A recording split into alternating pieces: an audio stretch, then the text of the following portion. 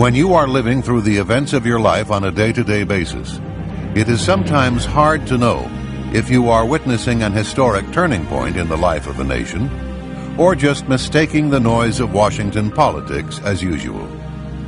But there can be no doubt that the undercurrents in the era of William Jefferson Clinton are unprecedented. While the U.S. press barked and howled with pitiful irrelevance about Clinton's $200 haircut, he quietly became the first president in the nation's history to fire every U.S. attorney in the country. When he fired William Sessions in July 1993, it was also the first time in American history that a president had summarily dismissed an FBI director. As Americans, we must then ask what the reasons were for these unprecedented moves by a new president. Was it by design? If so, why? There are dozens of other questions that beg an answer as well. Bill Clinton himself may have given us a clue to the answer when he stated, "I believe the measure of a person's values can best be measured by examining the life the person lives." That's what this documentary will attempt to do.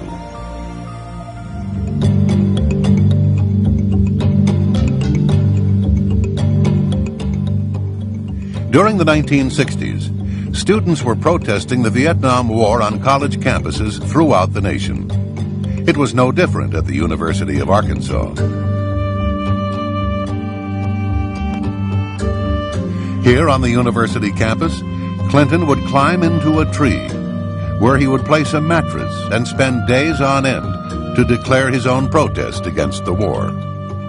People in Fayetteville still recall walking a block out of their way just to avoid the strong stench that came from the ground below Clinton. The fire department showed up on at least one occasion to wash the ground below the tree, and even gave young Clinton unwanted free showers with their hoses. A photo of Clinton in the tree made the school newspaper, but all known copies of that particular edition have since been confiscated or destroyed.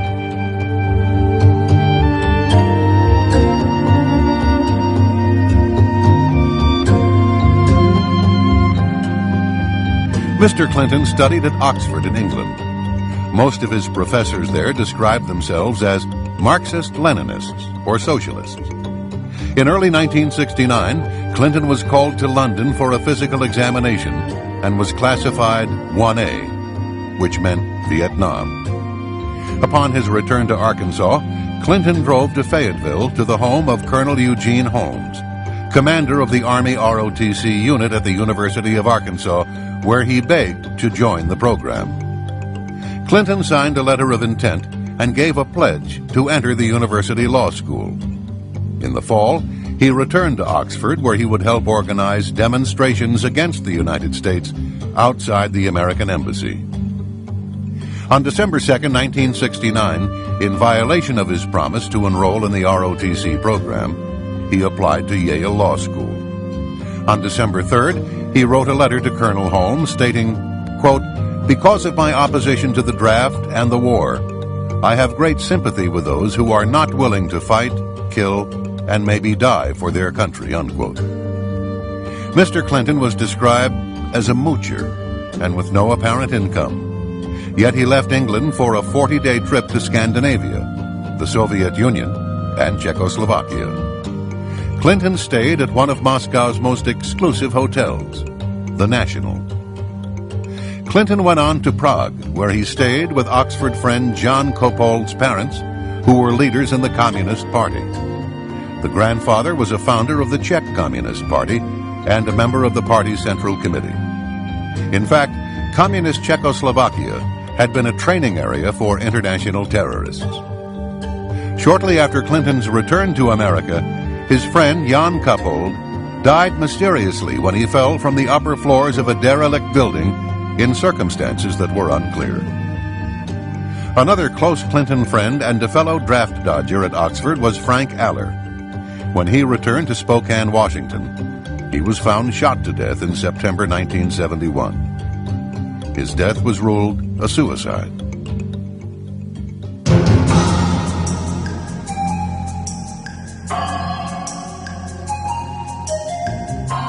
At Yale Law School in 1970, Hillary Rodham helped found the Yale Review of Law and Social Action.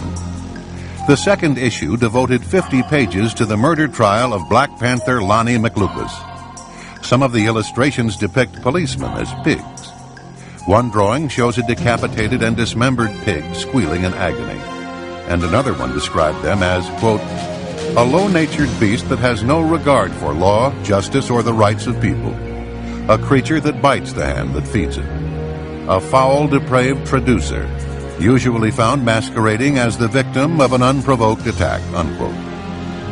Other articles encouraged experimentation with drugs, sex, and individual lifestyles.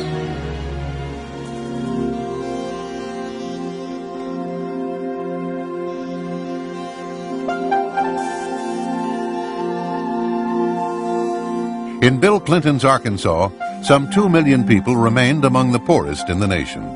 Their average yearly income was less than the $20,000 annual fees at the Little Rock Country Club. Arkansas families earning less than $9,000 a year paid nearly 4 times more state tax proportionately than families making in excess of $600,000. Arkansas remained almost last in the United States in per capita expenditure for education, in the percentage of its students completing high school, and the proportion of its citizens with college degrees. Nowhere in America is the range so great as in Arkansas, wrote the Arkansas Times in 1992, from the multi-billionaire status of the Walmart Waltons to the abject poverty of the Delta region, where Lee County is listed as one of the 10 poorest counties in the entire nation. Infant mortality there is twice the national average, and 2/3 of all children never graduate from high school.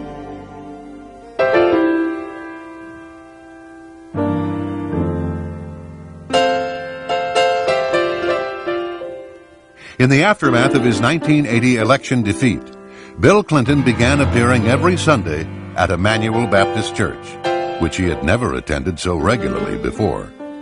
He was now seen prominently in the choir, as carefully arranged television cameras carried the service to thousands of viewers throughout the state. A convicted drug dealer and informant named Charlene Wilson testified to a 1990 federal grand jury in Arkansas that she had attended parties in which she watched as Roger Clinton passed cocaine to his brother Bill. On one occasion, Clinton got so high on cocaine that he fell into a garbage can. She also testified that the people would share sex partners, and some of the women included teenage girls. In 1983-84, local narcotics officers videotaped Bill Clinton's brother Roger, saying, quote, "Got to get some for my brother. He's got a nose like a vacuum cleaner," unquote. Throughout the 1980s, the Clintons would enjoy relative impunity from the scrutiny of investigative journalism. The rare independent journalist was soon made an example. Publisher Gene Wurgis tried to expose ballot box stuffing and other corruption through the 1960s and 1970s, and was lucky to survive nearly a dozen attempts on his life. He was indicted 7 times on trumped-up charges, ranging from slander to conspiracy, and was once sentenced to 3 years at hard labor, only to be saved when the main prosecution witness was proven to have lied. In 1978, in Clinton's first run for governor, a retired Air Force lieutenant colonel named Bill Guerin accused Clinton of being a draft dodger by reneging on his 1969 ROTC commitment. Clinton, thinking his letter to Colonel Holmes had long since been destroyed, insisted that the ROTC agreement was canceled shortly after it was made.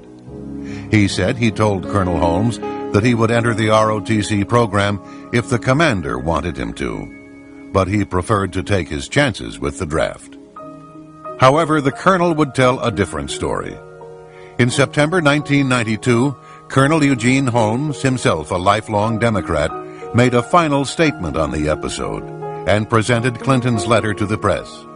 He stated that Clinton, quote, "purposely deceived me, using the possibility of joining the ROTC as a ploy, purposely defrauding the military. both in concealing his anti-military activities overseas and his counterfeit intentions for later military service, unquote. It was in this setting that Bill Clinton entered state politics in 1975. When he left in 1991, he had been governor for 12 years. What he had done in and for Arkansas, he claimed, qualified him to govern the nation.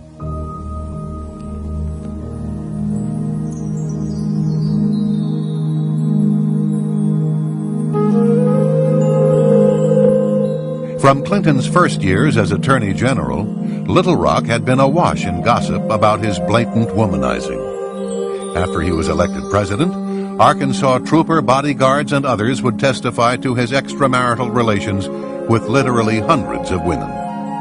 State Trooper L.D. Brown stated that on state time and using state cars, he drove the governor to over 100 extramarital affairs and guarded him during those encounters. Brown was Clinton's favorite trooper, and he received dozens of books from the governor, many of which he still retains. In one law book, there's a sentence to the effect that adultery is not a crime and is underlined twice in red.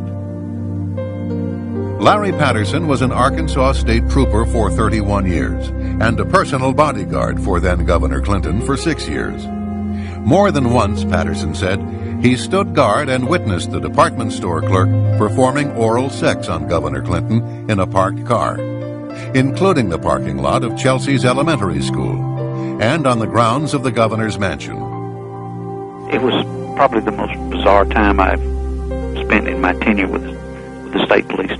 I was required to go out into the audiences to get women's telephone numbers, their names for him, to block streets, to sit in women's driveways till the wee hours of 3 and 4, 5 o'clock in the morning at their apartment complexes.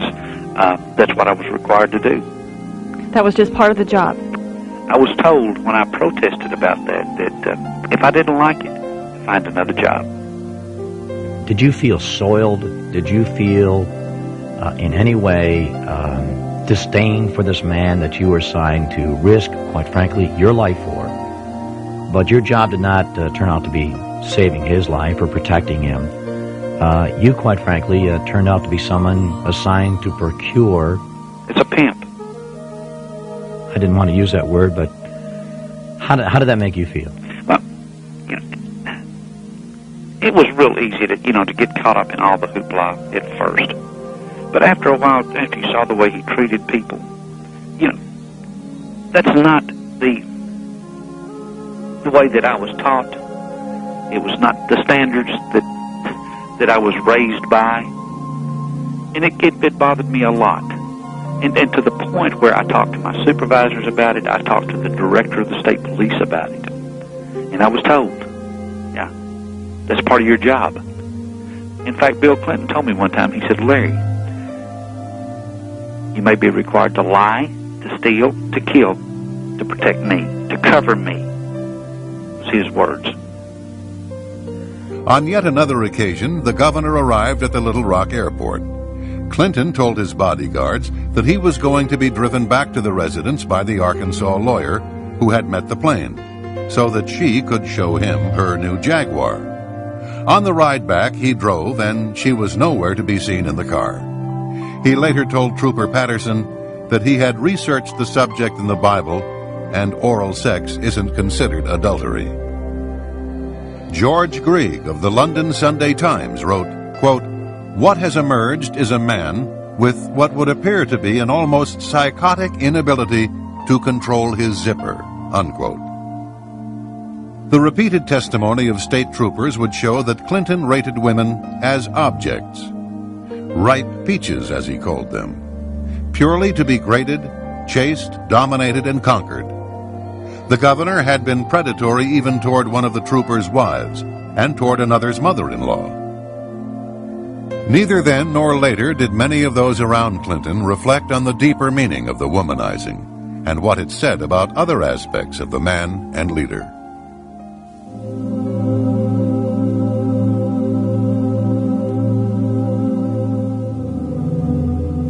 No fewer than 4 Arkansas state troopers, including 2 past presidents of the Arkansas State Troopers Association, have now provided detailed accounts of attempts to silence them because of their knowledge about Clinton's affairs with unmerited career promotions and job offers. Federal jobs was offered by Bill Clinton when Roger Perry and Danny Ferguson and Ronnie Anderson and I first came forward if we would keep quiet, not say anything, that we could have U.S. Marshals jobs, that we could have FEMA director jobs if we would just keep our mouth shut. As Bill Clinton's presidential campaign got underway, some of the troopers were considering coming forward. The commander of Clinton's security detail then threatened Roger Perry and other troopers on behalf of the President of the United States. He said the troopers' reputations would be destroyed and that they themselves would be destroyed. Larry Patterson even received a handwritten note expressing concern about his health. Larry, did you fear Bill Clinton? Personally, no, I did not. After I got to know the man, if it came to a confrontation between a policeman and Bill Clinton would always back down. No, I was not physically afraid of Bill Clinton. I was afraid of his power. Larry, were you afraid of Bill Clinton's friends? You betcha. You betcha. He had some people that was quite scary, yes.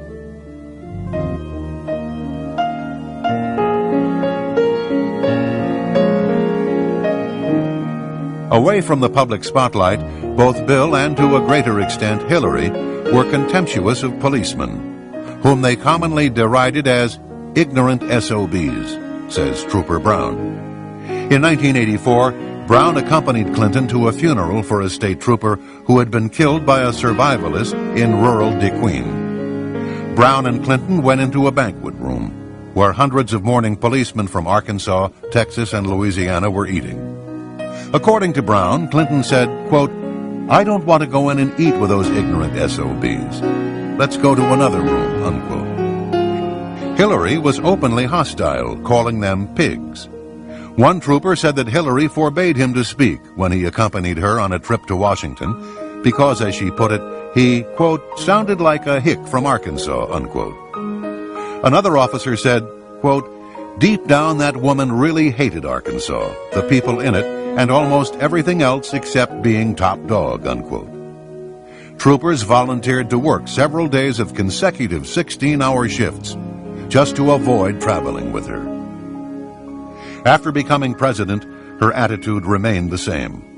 A Secret Service agent was quoted as saying it was obvious that she had a clear dislike for the agents, bordering on hatred, in his opinion. On another occasion, Secret Service agents heard Hillary's daughter Chelsea refer to them as personal trained pigs to some of her friends. One of the agents explained to her that he was willing to put his life on the line to save hers, and he believed that her father, the president, would be shocked if he heard what she just said to her friends. Chelsea's response was, "I don't think so. That's what my parents call you."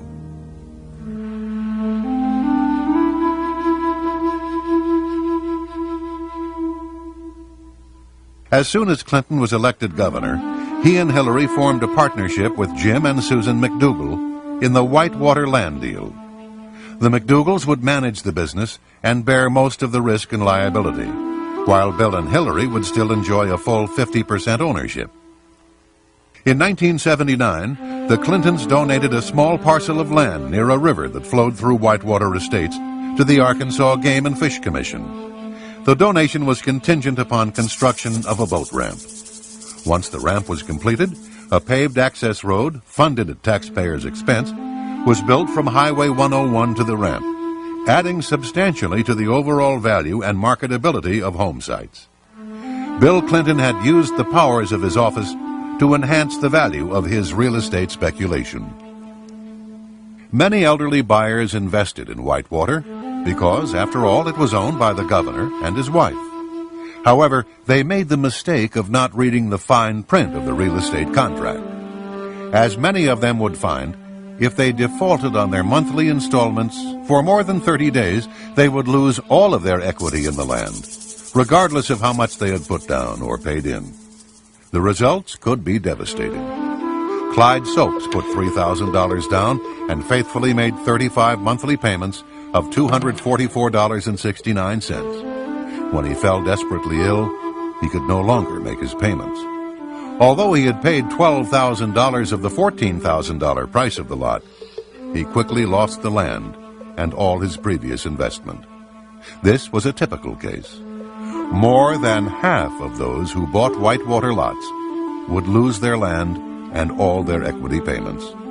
Records showed at least 16 different buyers paying in more than $50,000 and never receiving property deeds. Meanwhile, Whitewater carried on a flourishing traffic in repossessions and resales, selling some lots over and over when elderly buyers faltered on their payments. A local businessman said, quote, "They screwed people left and right, taking advantage of a bunch of poor old folks on a land deal. The future president and first lady. That ought to be the real Whitewater scandal," unquote.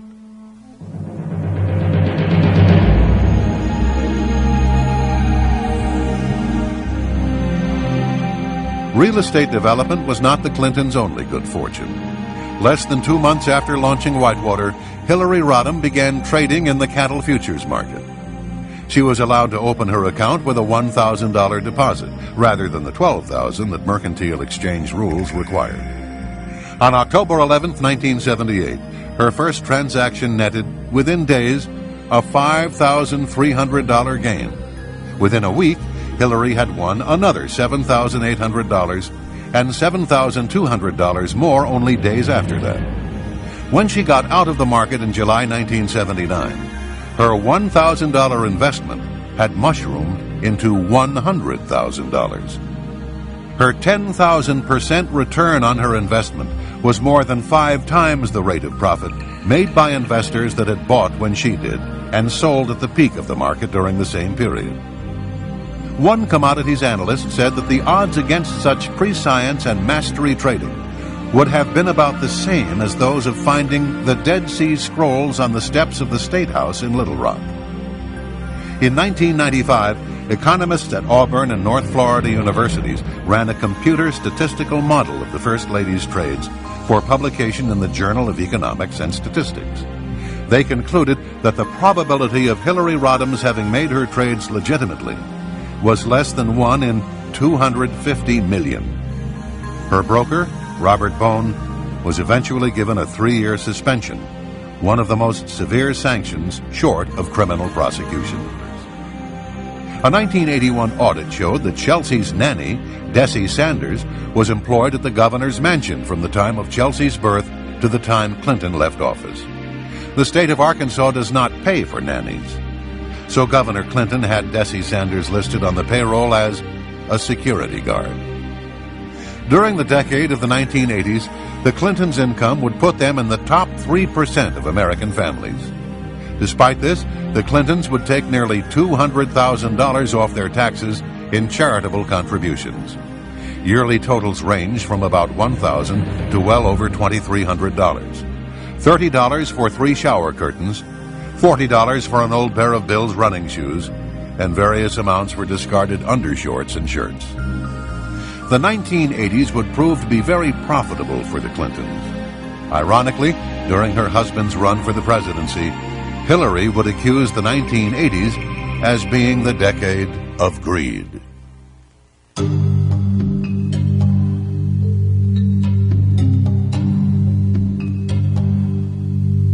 The Arkansas Development Finance Authority, or ADFA, was set up by Governor Clinton to ease financing for low-income housing and small businesses.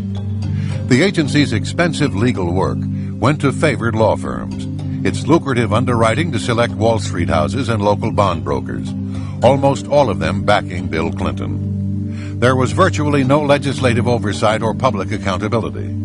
Governor Clinton himself appointed the ADFA board and personally approved every bond issue and major transaction from 1985 through 1992.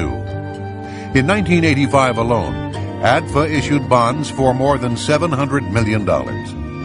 His 1990 campaign received over $400,000 in contributions from those benefiting directly from the publicly guaranteed bonds.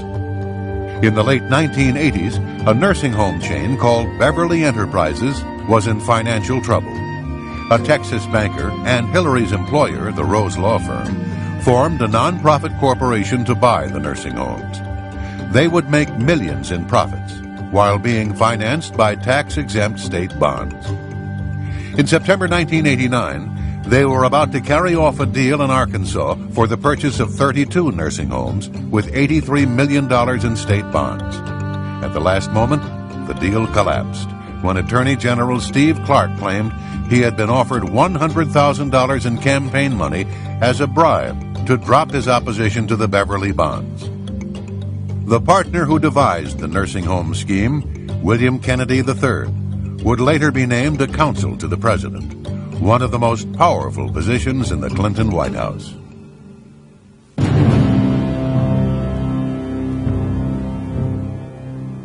Dan Lassiter was an Arkansas bond dealer and a close friend, as well as a major contributor to then-Governor Clinton. Clinton awarded Lassiter a $30 million bond to install a new police radio system for the Arkansas State Police. During this very period, Lassiter was under investigation by the Arkansas police for cocaine trafficking. Intelligence reports show that the Drug Enforcement Agency had opened a file on Lassiter in 1983. The Attorney General's office in Santa Fe, New Mexico, investigated Lassiter for narcotics trafficking, with possible ties to organized crime. A federal grand jury indicted Dan Lassiter and accused him of conspiring with Bill Clinton's brother Roger Clinton and others to knowingly and willfully possess with the intent to distribute cocaine. In the end, Lassiter was offered a plea agreement and was charged with conspiracy to distribute cocaine. He was paroled after 1 year, most of it spent in a halfway house. He was granted a full pardon by then-Governor Clinton. Patty Ann Smith was 16 years old when she fell under the influence of Dan Lassiter. She was still a child, but not for long. In the offices of the U.S. Attorney in Little Rock, she stated, quote, "I was a virgin until 2 months after I met Dan Lassiter. I finally gave in and slept with him. I was introduced to cocaine use by Dan Lassiter when I was 16 years old and a student at North Little Rock High School. Dan Lassiter planned on using me as a prostitute to entertain his friends," unquote. At the time, Lassiter was 40, more than twice her age. She was told by one of Lassiter's cohorts that, quote, "If I ever betray his trust and hurt Lassiter in any way, I would not see daylight to tell about it anymore," unquote. She said she met Bill Clinton several times, but he was never acting like a governor when I saw him. She claims to have witnessed Governor Clinton taking cocaine on several occasions. In an interview with U.S. attorneys, a 33-year-old Little Rock woman stated that she had been started on cocaine by an associate of Lassiter's. He warned her that she was as good as dead if she ever told anything about him or Lassiter. As a circuit court clerk, Dennis Patrick's income was less than $25,000. Dan Lassiter's brokerage company would secretly run over $100 million through Dennis's account. When the FBI found out, they informed Dennis that he would be an important witness in their investigation of Whitewater. The ATF soon learned that Dennis's life was in danger and informed him that a contract was out on his life. It was then that he began wearing a bulletproof vest. After 2 attempts on his life, the police arrested a man who admitted that he had been contracted for $20,000 to kill Dennis Patrick and his wife. Patsy Thomason was given power of attorney to manage Lassiter's business empire while he was in prison. An employee at Lassiter's firm told Dennis that Thomason was in charge and that she could put an end to his nightmare. But the nightmare continued, and Dennis was stripped of his life, his name, his integrity, everything he had. He eventually fled the state for his safety as well as that of his family. Patsy Thomason was clearly a favorite of Bill Clinton. He appointed her executive secretary of the Arkansas Democratic Party, which helped build the foundations for his presidential bid. After the 1992 elections, she was given one of the most powerful positions in Washington, Director of the White House Office of Administration. In this position, Thomason failed to provide proper security clearances for over 100 White House staff members, many of whom were alleged drug users. Under her direction, random drug testing for the White House staff was eliminated.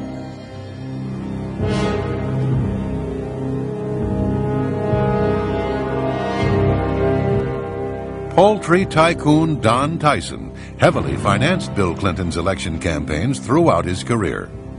In return, he received millions of dollars in state tax breaks, as well as favorable treatment in the form of relaxed environmental regulations. Under Clinton, the chicken industry effectively made its own rules in Arkansas. Hillary's amazing $100,000 profit from an initial $1,000 investment was made possible through the influence of Tyson Foods counselor James Blair.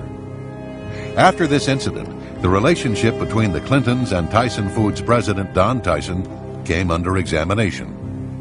The resulting revelations were shocking indeed, as evidenced by the following documents from the U.S. Drug Enforcement Agency, which linked Don Tyson to drug trafficking. One file cited an informant who said Tyson was involved in drug traffic and stolen property. Another stated that Tyson's company aircraft was being utilized to smuggle drugs from Florida to Springdale, Arkansas. A memorandum on July 19, 1988, is centered on Don Tyson's illegal use and distribution of cocaine. It calls for a combined investigation team of FBI, DEA, IRS, and the state police. There were documents that referred to alleged hitmen employed by Tyson to kill drug dealers who owed him money. In one of them, an informer stated that Daddy Don, Donald Tyson, can put out the word to take care of you. She gave as an example a female who was found in a culvert near Highway 71 outside of Fayetteville, Arkansas. One woman stated that she was afraid that she might get killed, as she understood that Don Tyson was a drug dealer who brought drugs in from California by truck and airplanes. And a confidential informant claimed to have information on an alleged hitman for Don Tyson. None of the allegations against Don Tyson have led to criminal charges. Police officers who tried to mount a case against Tyson were destroyed by their superiors in the state police.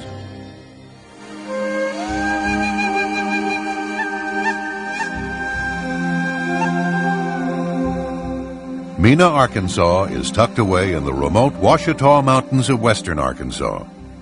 It became the site of one of the most enduring conspiracy theories of the late 20th century. The core allegation is that the airport was used to transport weapons to the Nicaraguan Contras, with collusion and cover-up implicating Governor Bill Clinton. It was a multi-billion-dollar gun-running, drug smuggling, and money laundering operation. Barry Steele was a legend in the cocaine trade. His drug runs were flown in from Latin America, loads averaging 300 pounds of cocaine and worth at least tens of millions of dollars, and parachuted onto remote sites in Arkansas.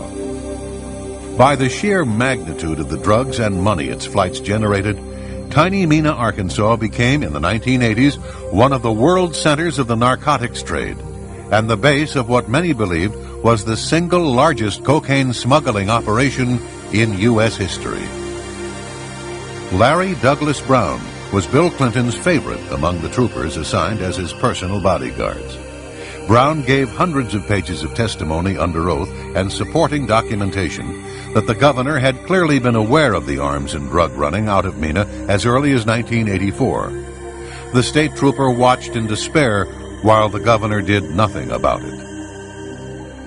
In October of 1984, Barry Steele and Brown had lunch at Cajun's Wharf in Little Rock, a popular restaurant in the Arkansas River bottoms. In conversations over the next few weeks, Steele casually referred to Clinton as the Gov, and acted like he knew the governor, Brown recalled. By the summer of 1985, Steele became a scapegoat and was sentenced to a halfway house in Baton Rouge. It was there that assassins found him and gunned him down in his white Cadillac on a rainy February night in 1986. IRS agent Bill Duncan and State Police Detective Russell Welch had compiled a mammoth investigative file on the Mena operation. The material became part of an eventual 35-volume, 3,000-page Arkansas State Police archive, a meticulous presentation of the Mena case for a grand jury. However, the cases were effectively suppressed. Duncan and Welch were not even called to testify before grand juries, state or federal. Duncan and Welch watched the Mena inquiry systematically quashed and their own careers destroyed as the IRS and state police effectively disavowed their investigations.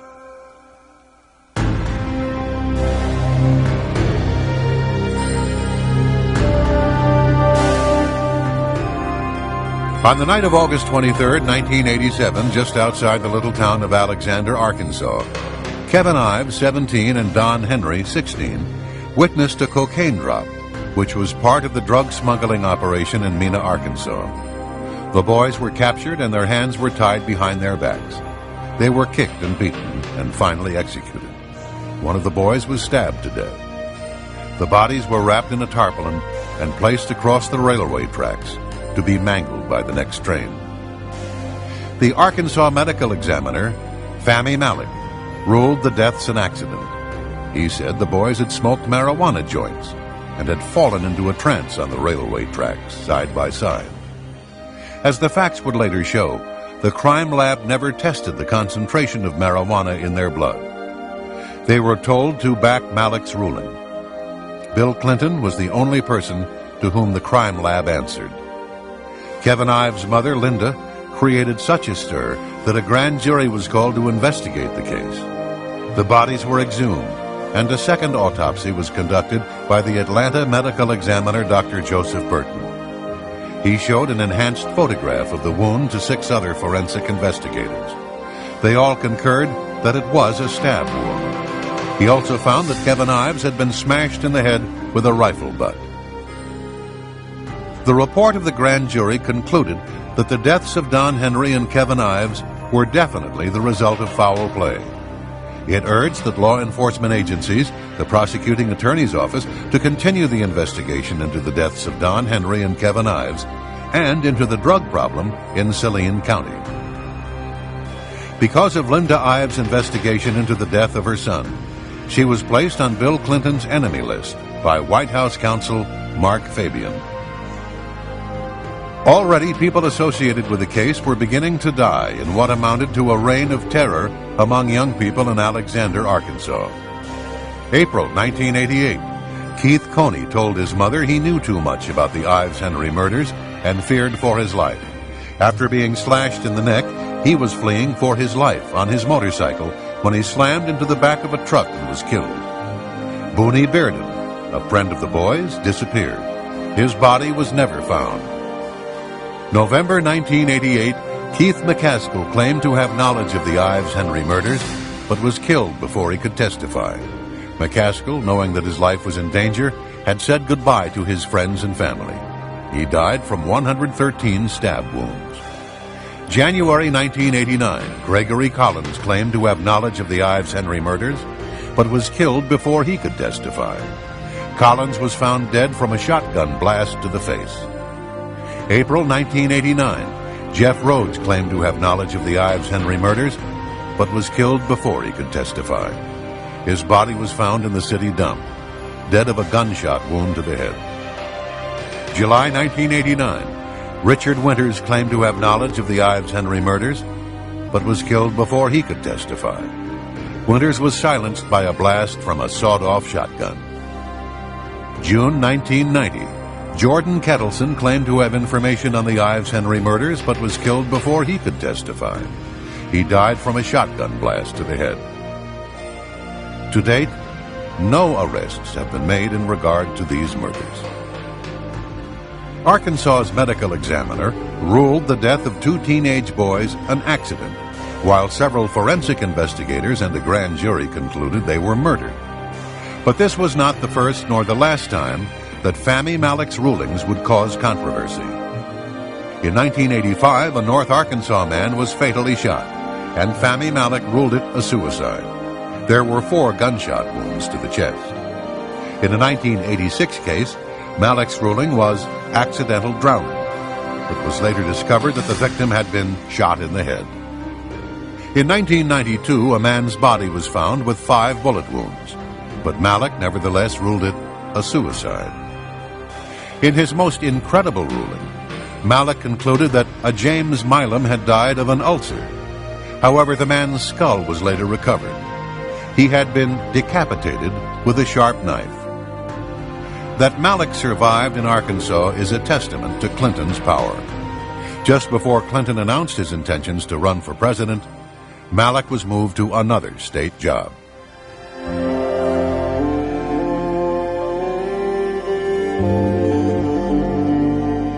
Union boss Arthur Koya has managed to build a political alliance with the Clinton administration. He attended the White House regularly to share breakfast with the First Lady and flew with Clinton on Air Force One. Even as Koya and the president gave each other gifts, such as expensive golf clubs, the Justice Department was filing a civil suit against Koya. It charged that he and his co-conspirators employed actual and threatened force, violence, and fear of physical and economic injury to create a climate of intimidation and fear. Members were intimidated into silence by violence, economic coercion, and by the known ties of local and international union officials with organized crime. Within days after a draft of the suit was delivered to Koya, President Clinton sent him 2 personal letters. One thanked Koya for his support of Democratic candidates, and another promised to share Koya's views on labor with Labor Secretary Robert Reich.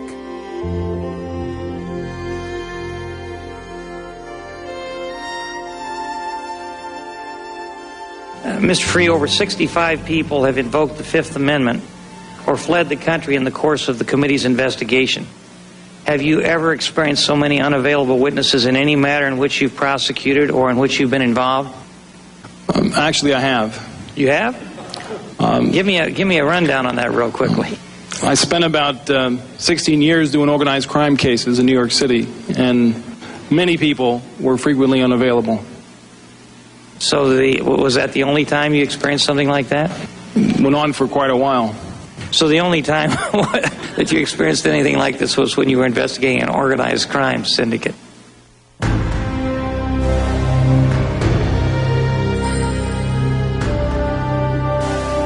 On Monday, July 19, 1993, President Clinton called FBI Director William Sessions to tell him that he was dismissed.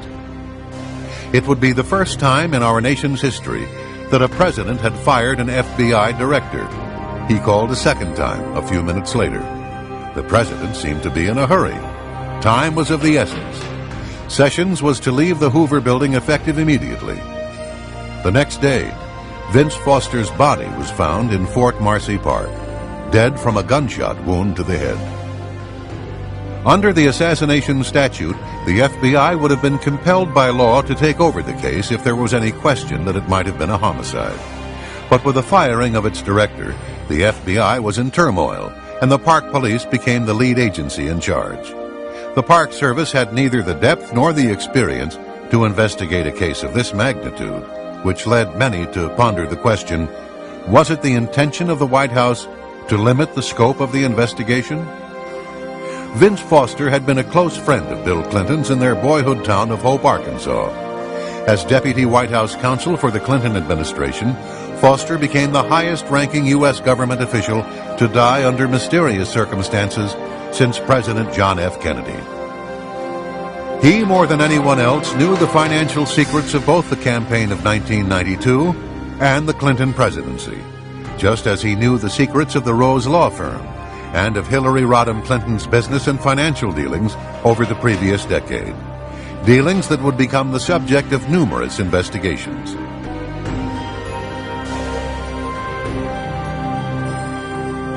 On July 22nd, Foster's briefcase was searched twice by Bernard Nussbaum in the presence of Justice Department officials and the U.S. Park Police.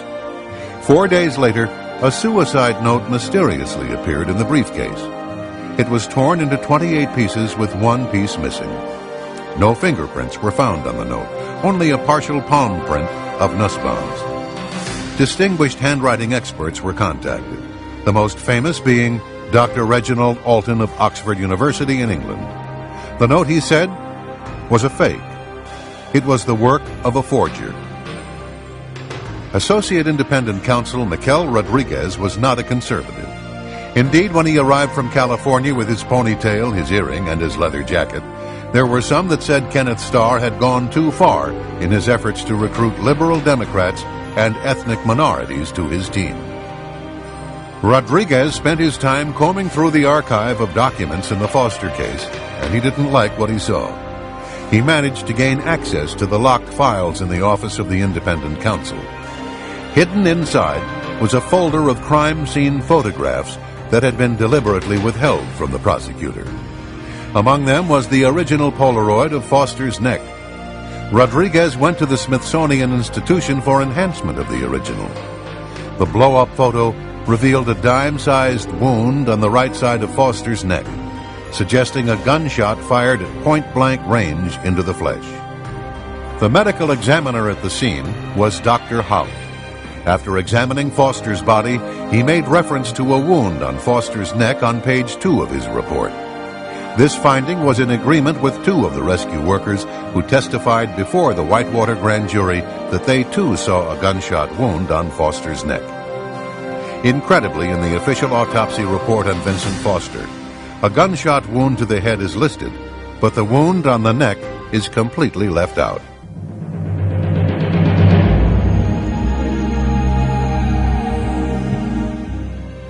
The official autopsy conducted by Dr. Beyer states that there was a large 1 by 1 1/4 inch exit wound found on Foster's head.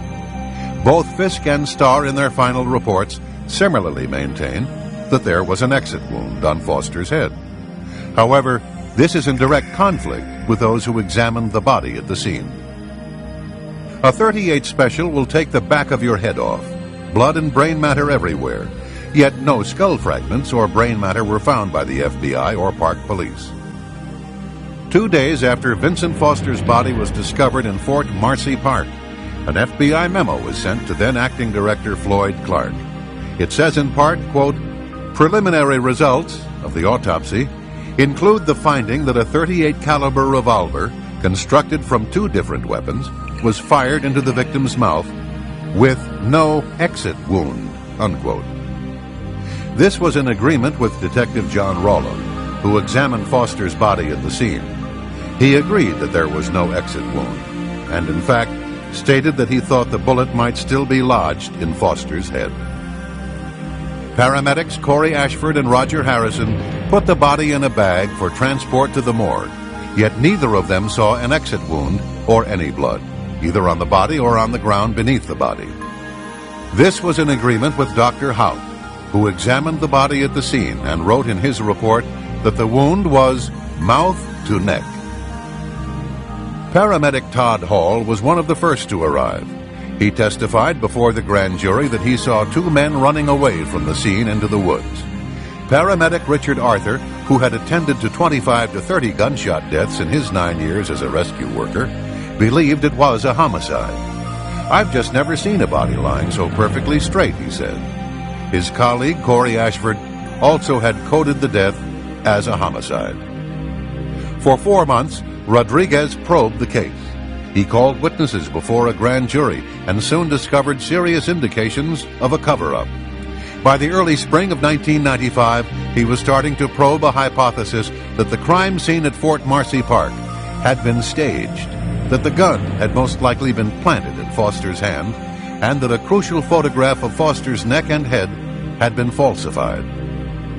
He turned to his boss, Kenneth Starr, for support. Nothing was done to resolve the matter. In March 1995, Rodriguez resigned. The only serious investigation ever conducted into the death of Vincent Foster came to an abrupt end.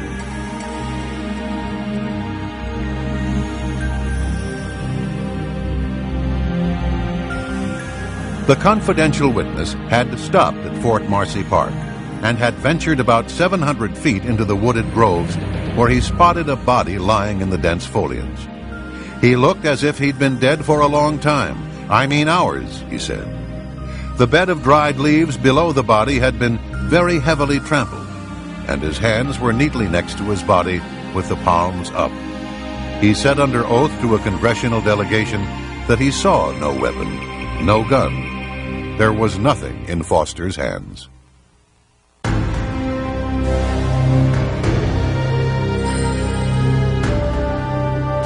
A Park Police Polaroid shows a .38 Colt revolver hooked on Foster's thumb. It was made from parts of at least two separate weapons, and it had two different serial numbers. The only recorded sale to gun retailers of both serial numbers was in 1913, and that was too old to trace. Foster's fingerprints were not found on the gun, although a print belonging to someone else was found under one of the detachable grips. A .38 Special has a fierce recoil and can throw one's hand back over their head. However, the large sight on the gun did not damage Foster's teeth or gum tissue, and the gun was neatly at his side. Residents of homes as close as 300 yards away were never interviewed by the Park Police as to whether they had heard a gunshot. The bullet was never found. No matching ammunition was found in Foster's house. Also, note the heavy foliage around the body, which is inconsistent with the dirt pathway in front of the second cannon where the police claim the body was found. Foster would have had to walk 700 feet into the park, yet the FBI lab tests found no coherent soil on Foster's shoes. Investigators doing simulation walks found an abundance of soil on their shoes. Two homicide detectives who performed their own 2-month investigation into the Foster case concluded that the crime scene had likely been staged, with the gun placed in Foster's hand to make it look like a suicide. This report, funded by the Western Journalism Center in California, was prepared by Vincent Scalise and Fred Santucci, both veteran homicide experts from the New York City Police Department.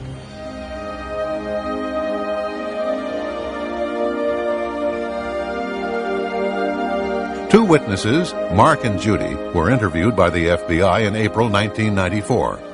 They drove a white Nissan into the parking lot at Fort Marcy Park. Judy said she saw a man sitting in Vince Foster's Honda. Mark said that a man with long blonde hair had been standing by the open hood of Foster's car. Blonde hairs were later found on Foster's undershirt, his trousers, belt, socks, and shoes. But the FBI never tried to identify these hairs. Kenneth Starr concluded his report in July 1997 without calling these two witnesses before the grand jury. Another witness, Patrick Knowlton, stopped by Fort Marcy Park to relieve himself. He saw a car and Foster's suit jacket folded over the driver's seat. But it was not Foster's car. He also saw a threatening Hispanic man on watch in the parking lot of Fort Marcy Park. After telling the FBI what he saw, Mr. Knowlton was asked not to mention what he saw to the press. Mr. Knowlton agreed. 17 months later, he discovered through an investigative reporter his statements to the FBI had been changed. Knowlton's description of the unoccupied car in the lot was twisted, so it could have been Vince Foster's, even though his real statement rules out any possibility of the car being Foster's. The time he was at the park is expanded. It fails to say that Knowlton could pick the suspicious character out of a lineup. Through his attorney, Patrick Knowlton submitted a 20-page evidential insert to the 3-judge panel that appointed Kenneth Starr. As he put it, to make sure that the report was full and complete. Attached was Exhibit 1, which is a map of the cars in the Fort Marcy lot. Knowlton was parked next to an older model Honda that was not Vince Foster's car. According to the official record, the best estimates put the time of Mr. Foster's death at between 2 and 4 p.m. However, Mr. Foster's body was discovered at 5:45 p.m., or approximately 70 minutes after Patrick had left the park. Mr. Foster, therefore, could not have driven to the park in his Honda. Exhibit 2 is a map depicting the harassment Patrick suffered. The day he was subpoenaed to testify before the grand jury, he was harassed by at least 25 men who would walk toward him or came at him from behind with threatening glares in their eyes. This technique is known to federal intelligence and investigative agencies, and its objects are twofold. 1, to intimidate and warn witnesses in connection with his grand jury testimony, and 2, to destabilize him and discredit his testimony before the grand jury. In this exhibit, Mrs. Foster could identify only a silver gun. So FBI agents apparently showed Lisa Foster a silver gun, told her it was found in Mr. Foster's hand, and falsely reported that she identified the black gun found in Mr. Foster's hand as belonging to Mr. Foster.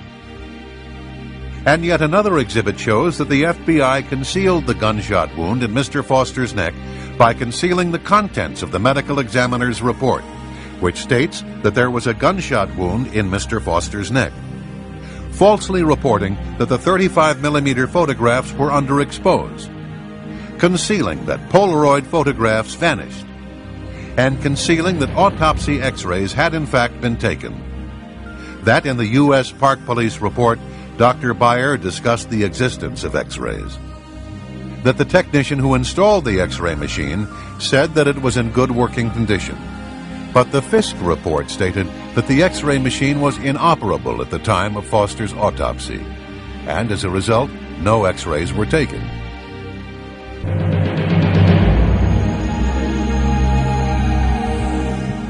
The sequence is crystal clear.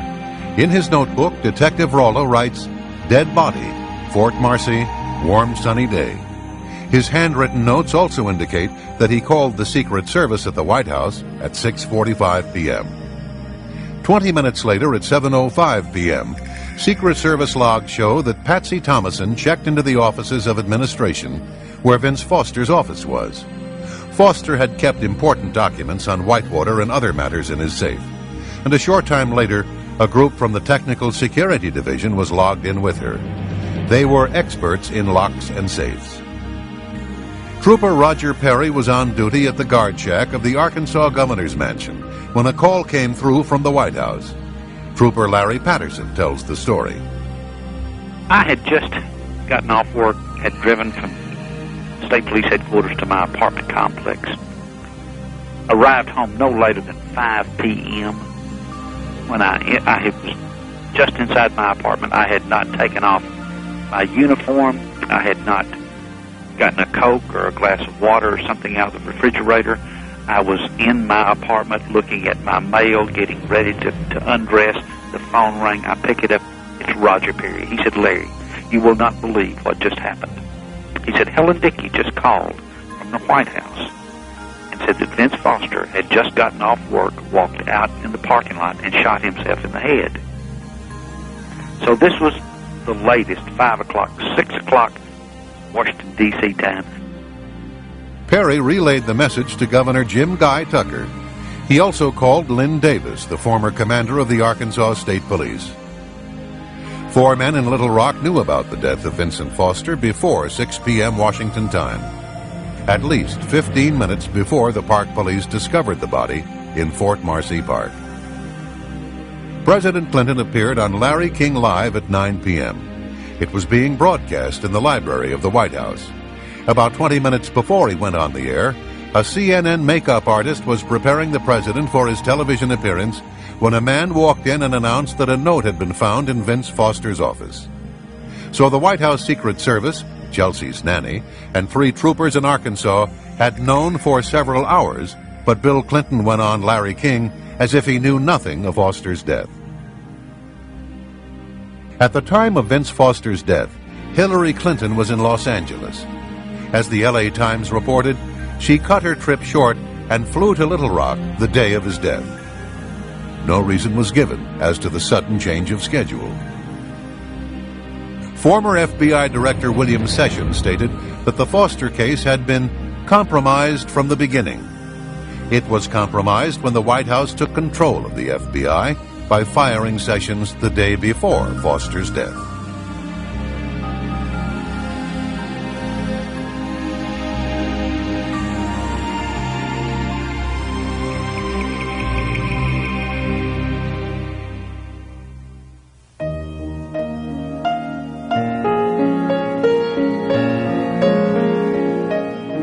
Gerald Parks was a Little Rock private investigator who became deeply enmeshed in the Clinton political machine. He later became head of security for the Clinton-Gore National Campaign headquarters in Little Rock. Later, during the early stages of the presidential campaign, Parks claimed to have made at least 2 trips to the airport near Mena, Arkansas. He said that Vince Foster had paid him $1,000 cash for each trip. He would pick up a trunk load of money from the Mena airport and deliver the money to Vince in the Kmart parking lot. Jerry's wife, Jane, was the manager of an apartment complex where Bill Clinton's brother Roger was living. Many times the governor would appear and indulge in marijuana and cocaine with his brother. Girls as young as 17 or 18 years of age were sometimes there to party with the Clinton brothers. When Jane told her husband about the goings-on in Roger Clinton's apartment, he began to write down names, dates, and license plates. He snapped photos from another balcony. Over a period of time, Parks had collected a thick dossier on the comings and goings of Bill Clinton. Jane Parks revealed that her husband had carried out sensitive assignments for the Clinton circle for almost a decade, and the person who gave him his instructions was Vince Foster. Foster had called the Parks home more than 100 times, identifying himself with the code name the Congressman. By the late 1980s, Vince trusted Parks enough to ask him to perform discreet surveillance on the governor. He needed it for Hillary, because she wanted to gauge exactly how vulnerable her husband would be to charges of philandering if he decided to launch a bid for the presidency. Jane claims that about a week before his death, Vince Foster telephoned her husband. Hillary was worried that there might be something in the files that could cause damage to Bill or herself.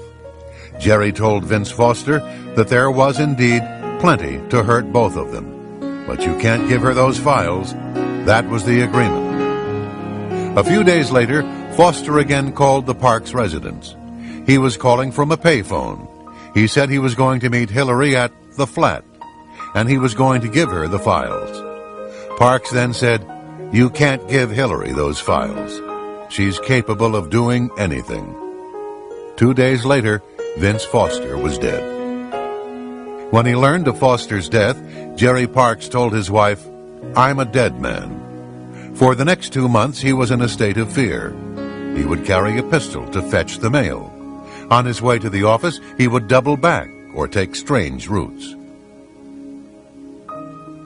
2 months later, on a Sunday afternoon, Jerry had dinner at El Chico Mexican restaurant.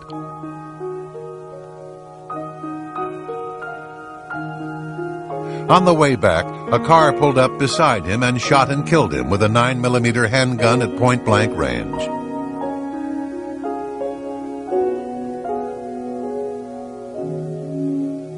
His home was broken into before he was murdered. The only thing taken from his home was the files he had on Clinton's activities.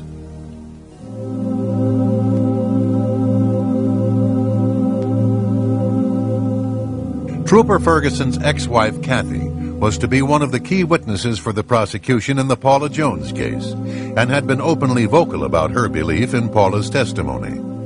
4 days after Paula Jones filed her lawsuit against Bill Clinton, Kathy Ferguson was found dead of a gunshot wound to the head. Her death was ruled a suicide. The following is an affidavit of Sherry Butler, who was one of Kathy's best friends. Quote, "Kathy Ferguson had been a friend of mine from 1991 to 1994, and on occasion had mentioned that while attending functions at the governor's mansion, then Governor Bill Clinton had cornered her in the kitchen of the mansion and pinned her to the counter. Shortly before her death, Kathy stated that what Paula Corbin Jones was saying about Clinton was the truth, and, quote, "I wouldn't put anything past Bill Clinton," unquote. Kathy Ferguson had been a nurse, and a number of medical personnel attended her open casket funeral. Her autopsy report had placed the fatal bullet's entrance wound at the right temple, with the exit wound at the left temple, making it a possible suicide. However, at the funeral home, 3 nurses, an RN and 2 LPNs, decided to make a careful examination of the wound. Yet none of them saw any wound at the left temple. What they did see looked to be a large, blown-out exit wound in the right temple. This puzzled them, because they knew Ferguson was right-handed. This prompted them to look for an entrance wound on the left side. One of the nurses rolled the corpse's head to the side. All three nurses were then able to see a cotton-stuffed wound behind the left ear. Several other hospital colleagues subsequently visited the funeral home and made the same observation. The following is an affidavit of Samuel Houston, M.D. I have been contacted by 6 nurses who each described the head wounds of Kathy Ferguson at the open casket funeral and described a small, clean, quarter-size hole with cotton balls stuffed within it behind her left ear and a large blown-out wound to the right temple, pulling the right eye over. None of the above nurses saw any wounds on the area of her left temple on careful examination of her head. So, according to the testimony of a doctor and 6 nurses, the bullet may have entered from behind the left ear and exited at the right temple, making Kathy Ferguson's death a possible homicide. Dr. Houston recalled his last conversation with Ferguson on the day before her death. She told him that she wished she did not know as much as she knew concerning the Arkansas State Troopers and their activities and those of Danny Ferguson. Bill Shelton was an Arkansas police officer and boyfriend of Kathy Ferguson. He had been publicly critical of the ruling that stated Kathy's death was a suicide. A month later, Shelton was also shot behind the ear, and his death was also ruled a suicide.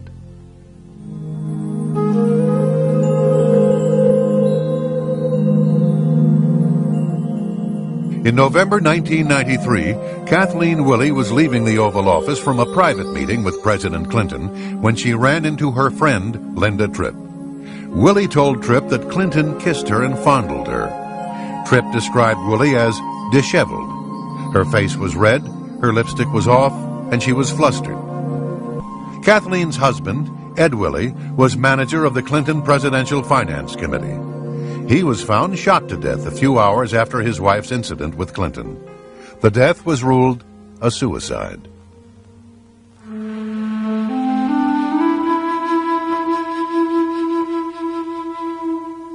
Newsweek magazine had dropped hints that a former White House staffer was about to go public with her story of sexual harassment at the White House.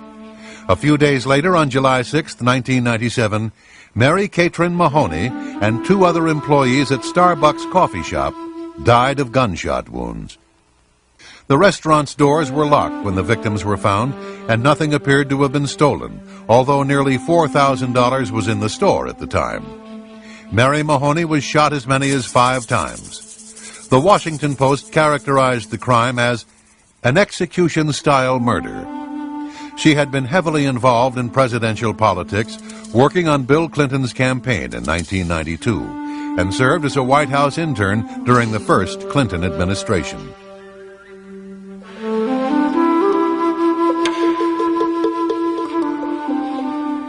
November 1997. A transmission shop owner opened the trunk of a tornado-ravaged car and found a trunkload of documents. Among them, a 1982 cashier's check for $27,000 payable to Bill Clinton. The source of the funds for the check was the McDougal Savings and Loan. The shop owner, Johnny Lawhon, was reluctant to talk about his discovery. He said, quote, "Clinton is the most powerful man in the world," unquote. Lawhon later died in an automobile accident. James McDougal had stated, quote, "Immediately concurrent with the check being found, I started getting a lot of heat. I am a prisoner of the executive branch," unquote. He was serving a 3-year sentence in the Federal Medical Center in Fort Worth, Texas, and was cooperating with the independent counsel into the investigation of the president. He was scheduled to testify before the grand jury. Against doctor's orders, McDougal was given an injection of Lasix, a diuretic. He was then put in solitary confinement, where he died of cardiac arrest.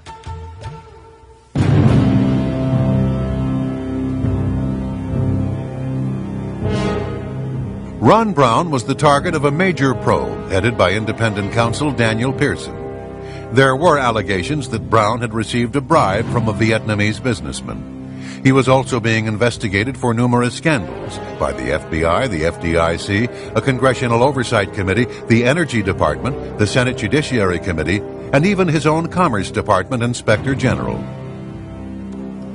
Brown's business partner, Nolanda Hill, would later testify in March 1998 that White House officials wanted him to cover up a scheme involving the sale of U.S. trade mission slots to executives in exchange for contributions for the upcoming Clinton-Gore presidential campaign and the Democratic Party.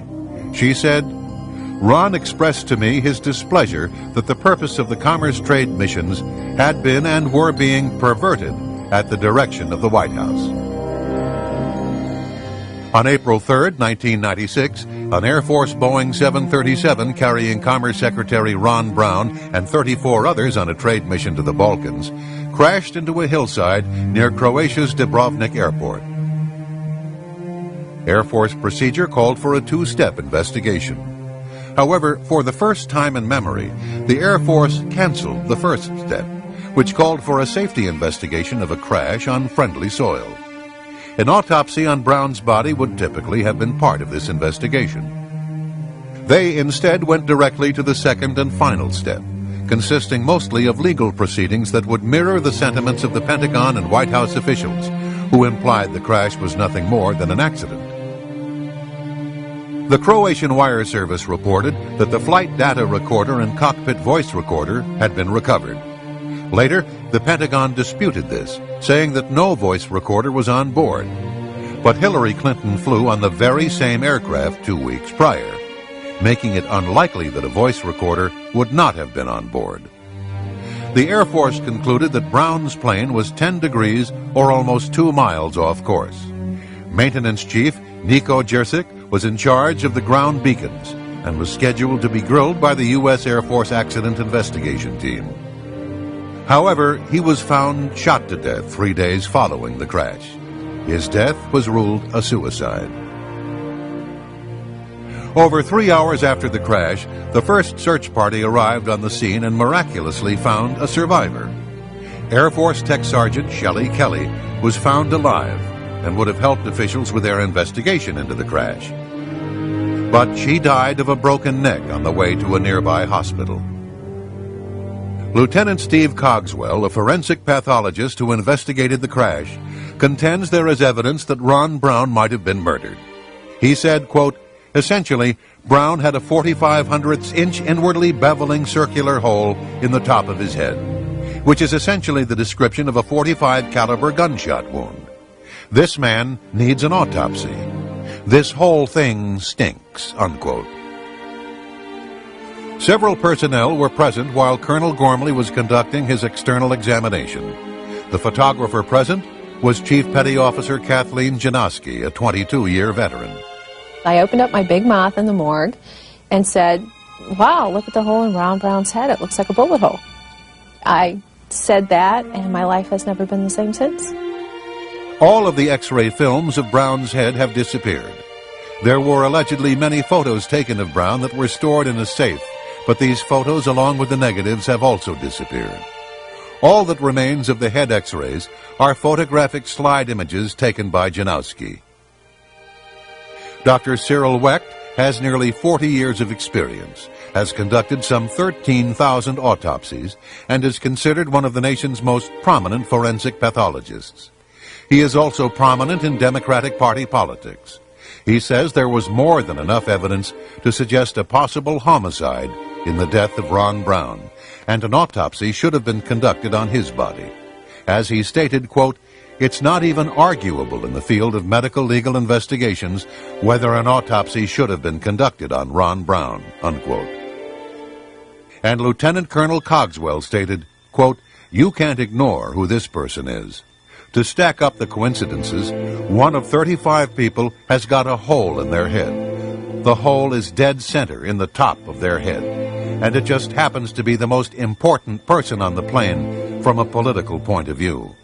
That's a whole lot of reason to investigate it," unquote.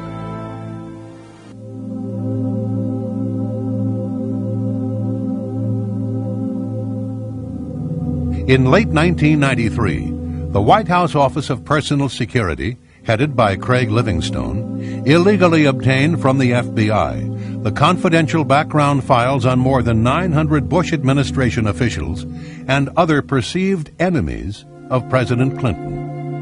At the request of Hillary Clinton, the files were to be uploaded onto White House computers so that sensitive information could be shared with the Democratic National Committee. These files contain all allegations, rumors, or statements made about the individual during FBI background checks, whether or not confirmed, true, or even credible. Livingstone had a history of prior drug use, which should have disqualified him from serving in the White House. However, senior White House counsel William Kennedy III said that Livingstone was hired on orders from the First Lady. Other evidence indicates that this illegal activity was likely approved by President Clinton.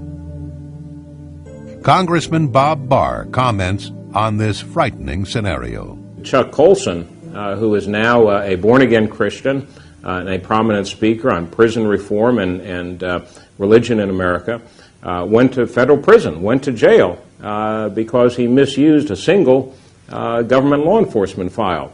Yet we now know that the Clinton administration misused perhaps upwards of 1,000 or more FBI files, which include and contain very sensitive information on average American citizens.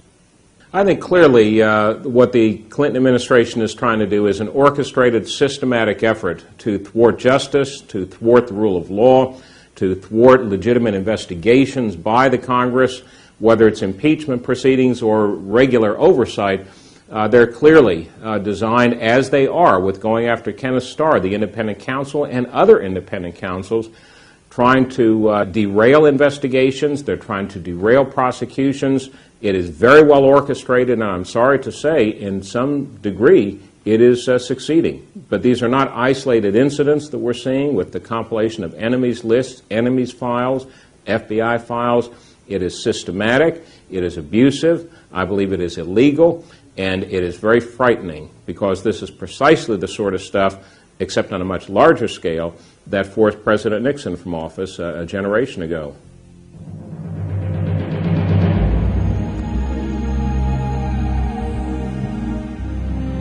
Who was the biggest contributor to the Clinton-Gore ticket in 1992?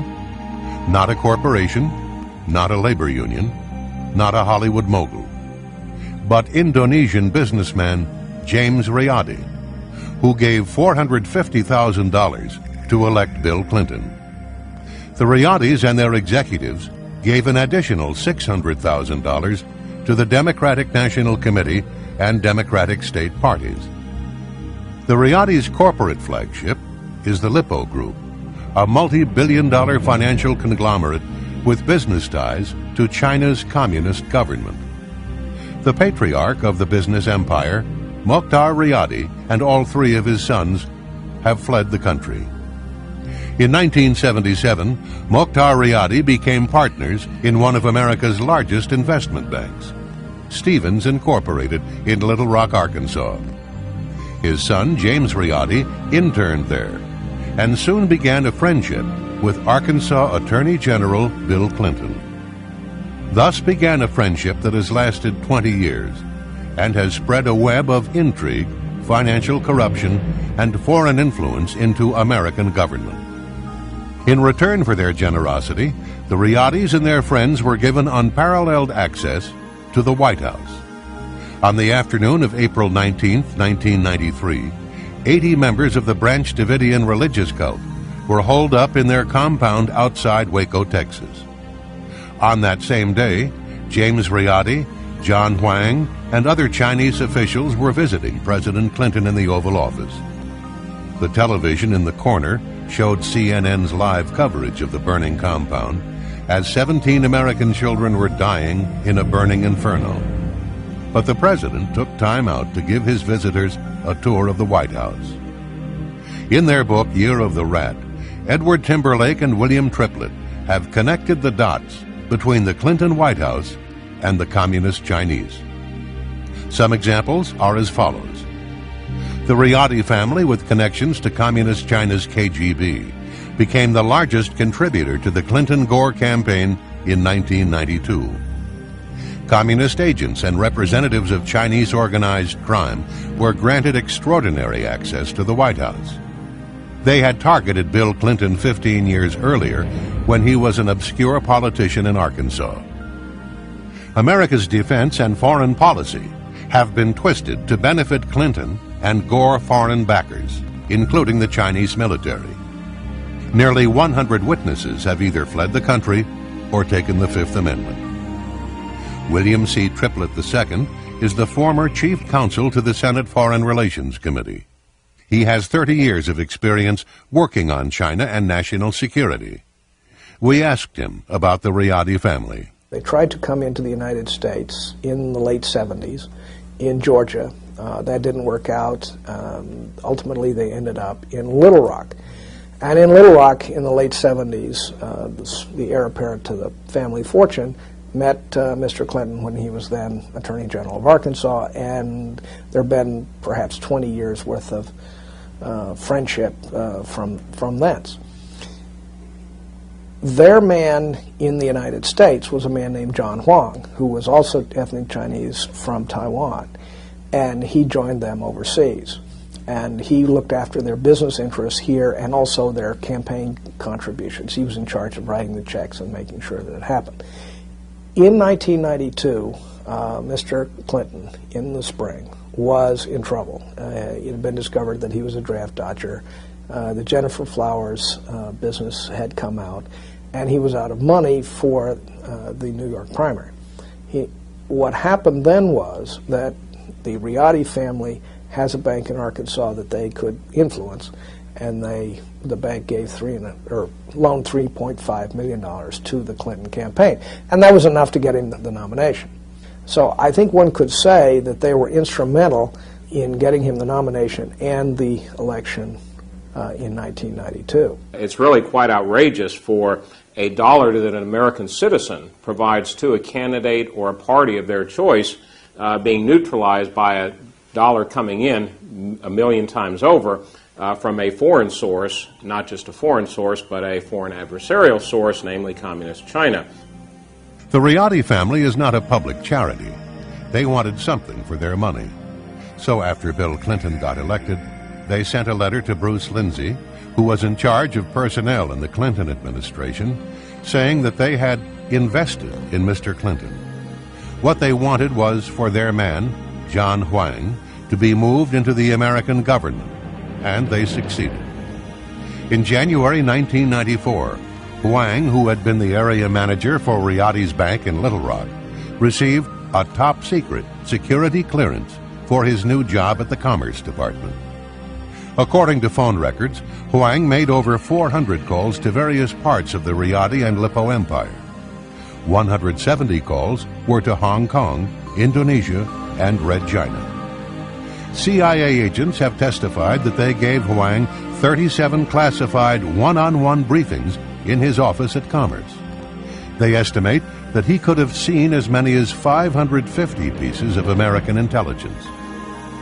Huang later went to work for the Democratic National Committee, where he would have normally lost his security clearance. But much pressure was put on Assistant Commerce Secretary Charles Meissner, and Huang was able to keep his security clearance. Charles Meissner later died in the same plane crash that killed Ron Brown. One official said, "A lot of secrets died with Chuck Meissner." We now know that during the 1996 campaign, John Huang was actively seeking campaign funds for Bill Clinton from Asian sources, who have ties to organized criminal syndicates, narcotics trafficking, gambling, prostitution, and Communist China's intelligence services. During this same period, he had access to highly classified information. Lieutenant Colonel Liu Chaoying is the daughter of General Liu Huiqing, China's premier PLA officer and an old revolutionary communist soldier. She also studied Marxism-Leninism at the Chinese People's University in Beijing, a major training center for the future Communist Party officials. Colonel Liu is a communist. She is a high-tech spy. She was an official of 2 red Chinese companies that deal in arms trafficking. She ran at least tens of thousands, maybe hundreds of thousands of dollars through Johnny Chung into the Democratic National Committee, and she met Clinton twice at fundraisers. According to FBI Director Louis Freeh, Chinese criminal gangs called triads have emerged as a significant and violent force in the United States, committing contract murders, extortion, drug trafficking, kidnapping, prostitution, weapon smuggling, and money laundering. The triads have been guests of the Clinton White House many times and have made illegal contributions to the Clinton-Gore re-election campaign. Neg Lap Seng is a Macau criminal syndicate figure who visited the White House on many occasions. He attended a number of fundraisers and even sat next to the president at some of them. Neg Lap Seng and others are partners in Angdu International of Thailand, a firm that procures Thai women, many of them underage, for prostitution. In May 1996, these men were honored guests at a Clinton fundraiser. Charlie Tree is another person from Taiwan. He grew up in a rough neighborhood that is the breeding ground for a criminal element called triads.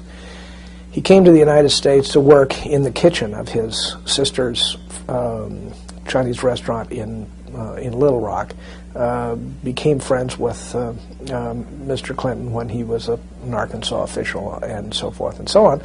And when he became the president, he used that to exploit his business interests. He became a friend of a man from Macau, and we think they both became connected through Chinese gangster connections. And the man from Macau became in essence, his sponsor and sugar daddy, if you will. The man from Macau is in the business of exploiting women for prostitution. He owns a hotel in Macau that is a brothel, and with two other men, he owns a separate company that procures Thai women for prostitution in Macau. Charlie Tree had been in Little Rock since the late 1970s and had known the Clintons for almost as long. Thus, he was the perfect triad messenger and agent in place for the People's Republic of China, ready to be reactivated without suspicion. As the Canadian study of triad behavior points out, once a triad, always a triad.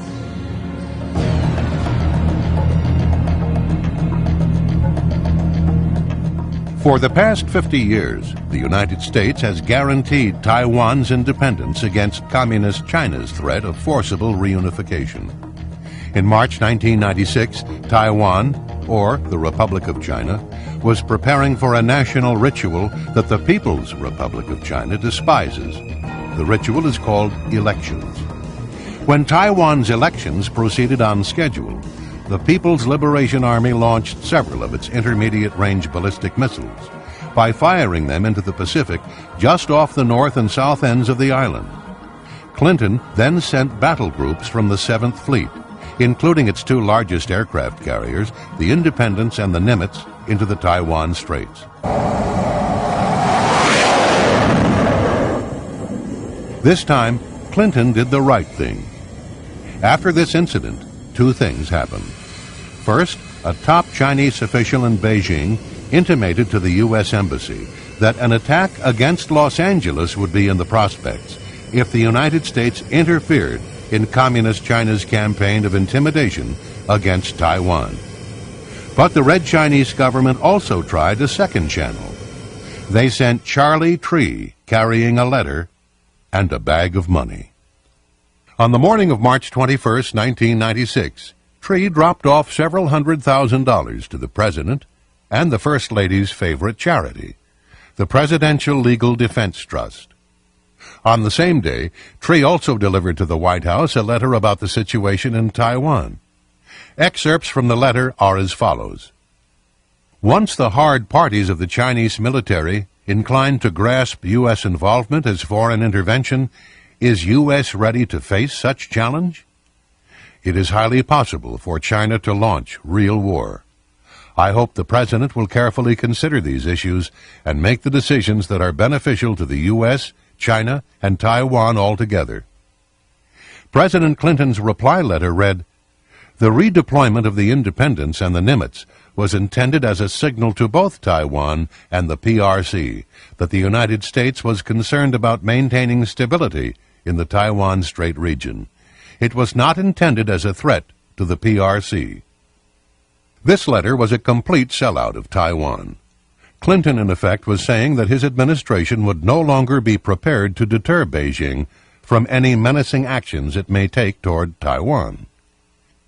Bill Clinton had caved in the face of pressure from Beijing, by a letter that was not delivered through public or diplomatic channels, but by a man whose previous experience was a member of a notorious triad gang, a fry cook from a Chinese restaurant in Little Rock, who was under indictment for violating election laws.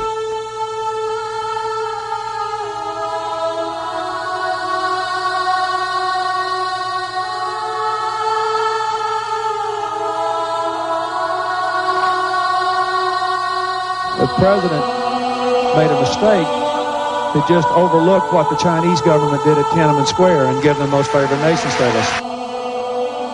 On June 4th, 1989, Chinese tanks and armored personnel carriers rolled into Tiananmen Square to confront pro-democracy students from 4 of Beijing's most prestigious universities. The students were unarmed and practitioners of nonviolence. When it was over, some 4,000 to 6,000 people lay dead in the streets of Beijing. We know who did it. We know the names of the Chinese units. We know their commanding officers. We know everyone. And the reason we know is because NATO's military attachés had spread all over the city that night, and they were reporting from all points of the city. And we know who the commanders of the Chinese units were and what they did that night. And they killed the Chinese young people, and they knew what they were doing, and they did it anyway. Congress reacted immediately, forcing President Bush to cut off all military exchanges with the PLA. This policy stood for the next 4 years. As soon as President Clinton was elected, that policy was reversed. And so, as near as we can tell, every Chinese general who was personally involved in killing Chinese young people has been to the United States and received the royal treatment. Now, typically, how this works is as follows. The Chinese general comes here in secret, goes to the Pentagon, gets a 19-gun honor guard salute. He will go to the White House, meet with the president in the Oval Office for discussions. Then he will be taken to American military bases to learn things about the military that we think they should not, and then he goes home. And we're talking somewhere between a dozen and 24 generals. The Clinton administration has shown senior PLA officers our most modern military facilities, shown PLA a Marine amphibious landing exercise, shown them around our latest guided missile cruiser, given the PLA Chief of Staff a tour of our military command center in the Pacific, escorted the PLA Chief of Staff around an American nuclear attack submarine. General Xu was in tactical control the night of the massacre, and he is the one who gave the order to the troops, mount up and move out. He is the man who, in fact, was the closest we could point to ordering the massacre of the young people. On the day of the Tiananmen massacre, General Xu shoulders more responsibility for the deaths of his countrymen than any other Chinese officer. Under his orders, children as young as 3 years of age died from PLA gunfire. Upon his arrival at the Pentagon, General Xu received a 19-gun salute. Defense Secretary Perry told General Xu that his visit had great symbolic significance. Perry pledged to brief the PLA on U.S. strategy and plans for the years ahead. The American taxpayers paid $13,200 for General Xu and his party to have a 4-day visit to Hawaii.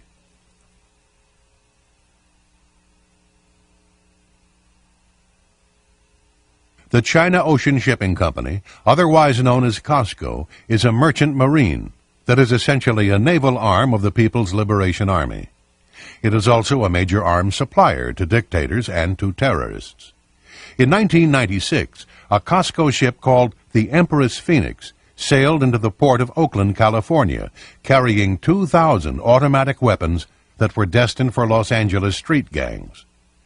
The chairman of one of the 2 Chinese arms companies implicated in this scheme later had coffee at the White House.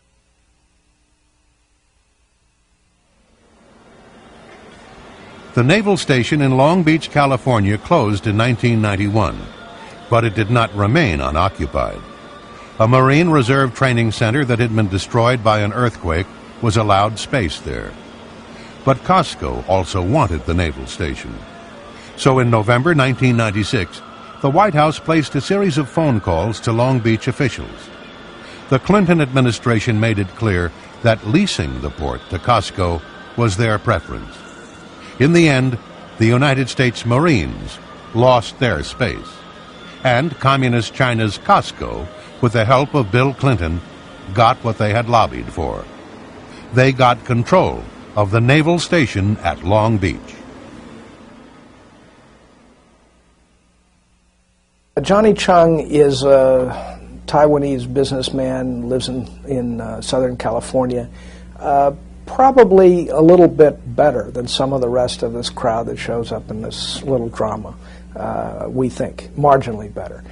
He was trying to promote his business interests, and he was pretty honest about how he saw things. For example, he's famous for saying that the White House is just like a turnstile in a subway. You have to put coins in to pass the gate. And he put a lot of coins in, something in the order of several hundred thousands of dollars. In fact, he dropped a $50,000 check on the First Lady's chief of staff one time when he was visiting. Depending on what records you used, he went in and out of the White House 50 to 60 times, something like that. And the question then is, where did the money come from that he was donating to the Democratic National Committee? And we believe that a lot of the money he was donating came from Chinese military intelligence sources. Johnny Chung went to Hillary Clinton with a number of requests for Chinese officials. A meeting with President Clinton, a tour of the White House, lunch at the White House, a photo opportunity with the First Lady, an invitation to attend the President's radio address. Every request was granted, and on March 11, 1995, Johnny Chung, with his communist Chinese friends, attended President Clinton's weekly radio address. It all fell into place after Chung handed a check for $50,000 made out to the DNC, the Democratic National Committee, to Hillary's chief of staff, Maggie Williams, following a March 9th photo opportunity with the First Lady.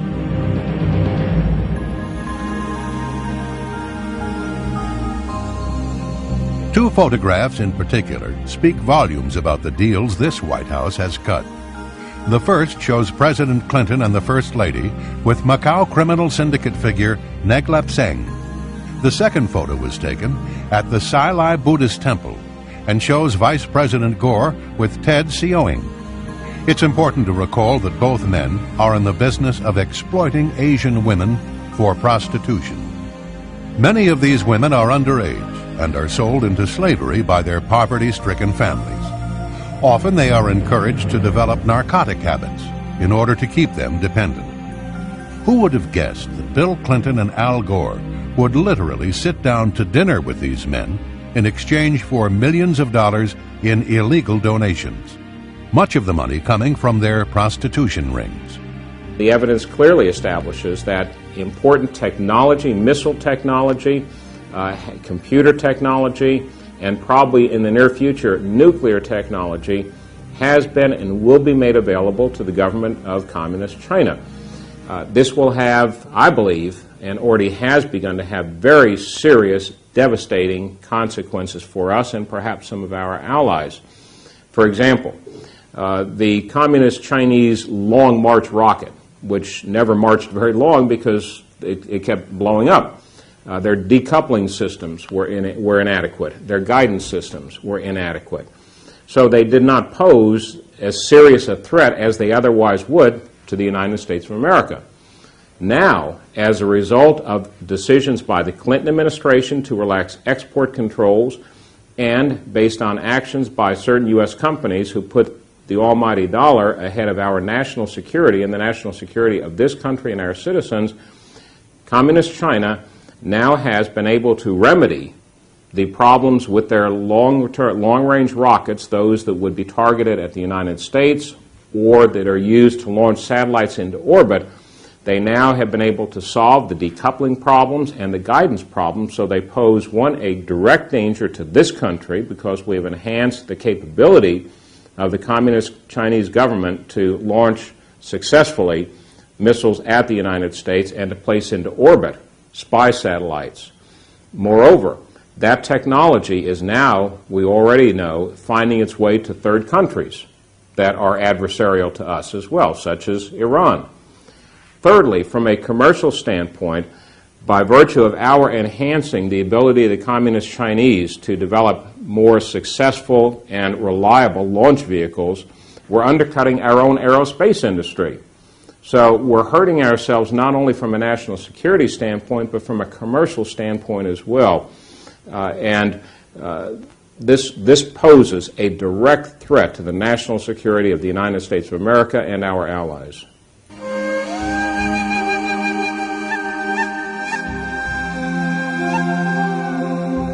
The following are a few of the many casualties of those having knowledge or involvement in one or more of the Clinton scandals.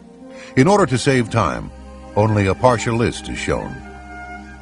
July 1978, Susan Coleman allegedly became pregnant after having an affair with Clinton, a problem which threatened to disrupt Clinton's election bid. She committed suicide by shooting herself in the back of the head. August 1991.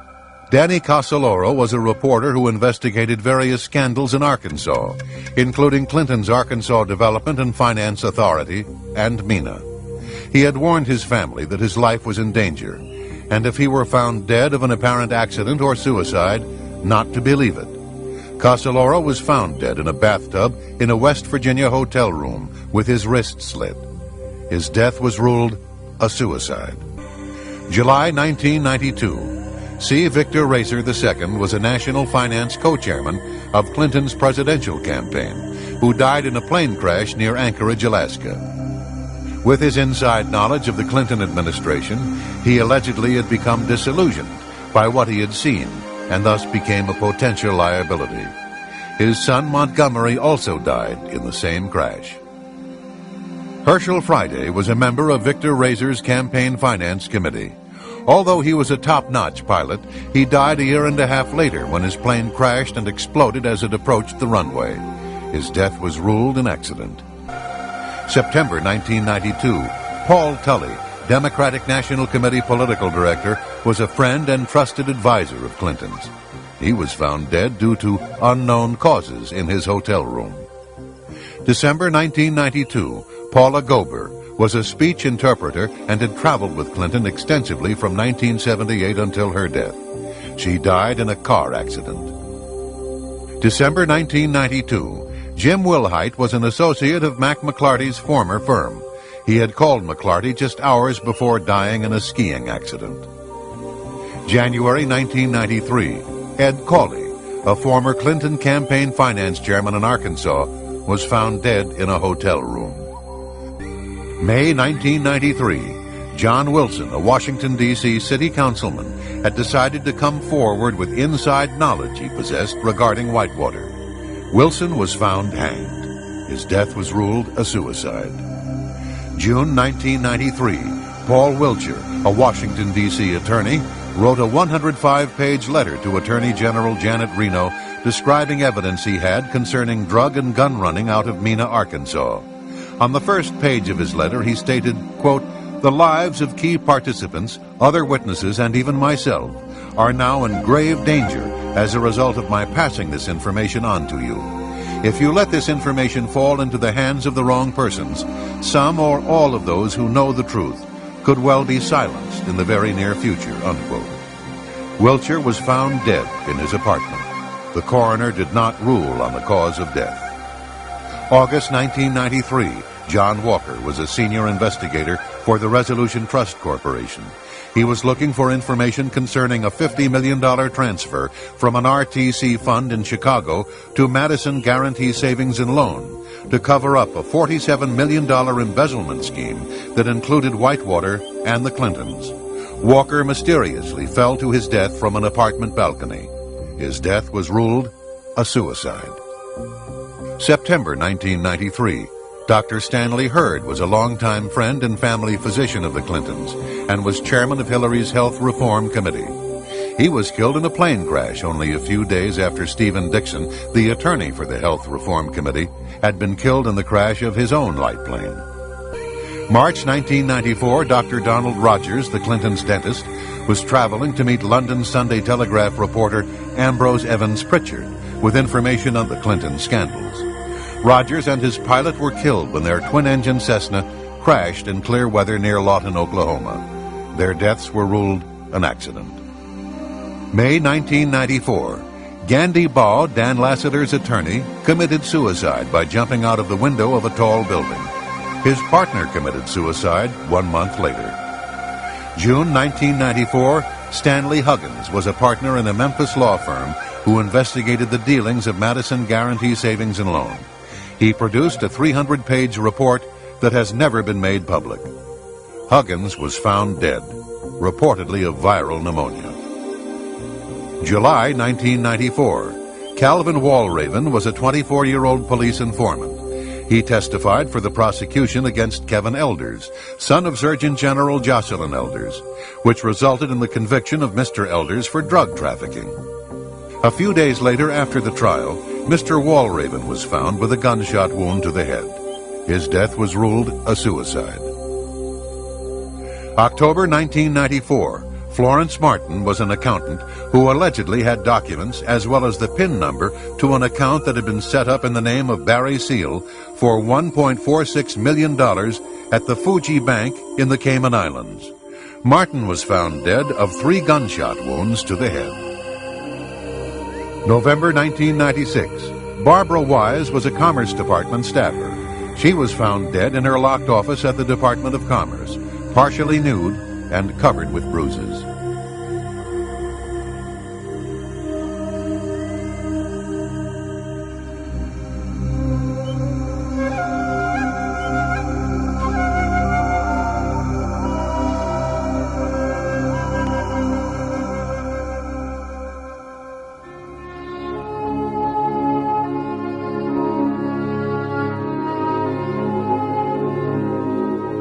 In their scramble to secure and maintain power, Bill Clinton and Al Gore have left a legacy of corruption, making unscrupulous bargains for campaign cash, selling out our national security, losing our nation's technical edge, catering to red Chinese agents, arms smugglers, and gangsters, and enabling the People's Republic of China intelligence to penetrate our political and defense establishments. The damage they have done is deep, but there is perhaps a treatment for this cancer that has befallen this nation. Wall Street Journal contributing editor Mark Halperin described President Clinton as, quote, the most corrupt, fraudulent, and dishonest president we have ever known, unquote. His remedy? One word will do justice. One word: impeach. Impeach now! Impeach now! Impeach now! I did not have sexual relations with that woman. Impeach now! Impeach now!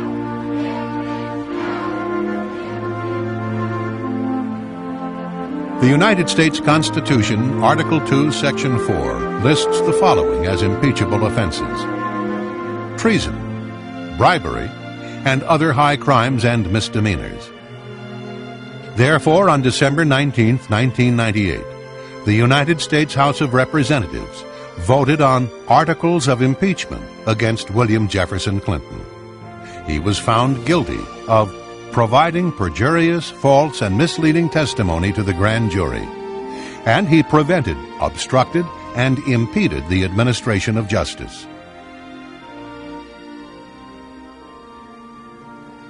Secretary, by direction of the House of Representatives and pursuant to House Resolution 614, I hereby deliver these articles of impeachment. Would you hold this? Hear ye, hear ye, hear ye.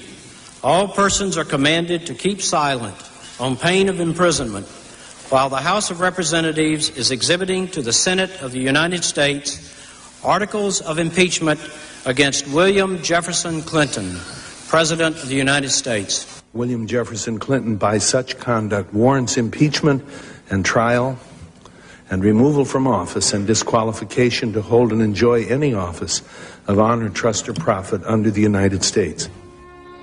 Bill Clinton has become just the second president in U.S. history to be impeached. The evidence is overwhelming that Mr. Clinton has committed serious crimes against the people and government of the United States. Crimes such as accepting bribes from such shady figures as the Red Chinese military, organized crime kingpins, and internationally wanted thieves in exchange for U.S. governmental support for their schemes. Obstructing justice by withholding key evidence, encouraging others to lie under oath, and arranging for others to receive payoffs in exchange for their silence. Aiding foreign powers considered to be enemies of the United States by giving them access to top-secret information, restricted military armaments, and a safe haven on U.S. soil, all in exchange for large campaign contributions.